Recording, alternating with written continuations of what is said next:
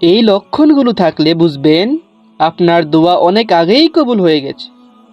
আপনি কি আল্লাহর কাছে কিছু চেয়েছিলেন কিন্তু এখনো ফল পাচ্ছেন না? তাহলে এই ভিডিওটা শেষ পর্যন্ত দেখুন। 1.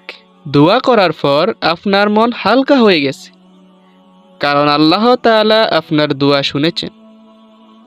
2. আপনি ধৈর্য ধরতে শিখে গেছেন, হতাশা কমে গেছে, এটা দোয়া কবুলের বড় একটি আলামত। 3. গুনাহের প্রতি আগ্রহ কমে যাচ্ছে, আর নামাজ, দোয়া, ইবাদতে মন বসছে। 4. দোয়ার বিষয়টা নিয়ে আপনি এখন আল্লাহর উপর ভরসা করতে পারছেন, বারবার অভিযোগ না করে ইনশাআল্লাহ বলছেন। মনে রাখবেন, কখনো দোয়া সাথে সাথে কবুল হয়, কখনো বিপদ দূর করে দেয়, আবার কখনো আখিরাতের জন্য জমা থাকে।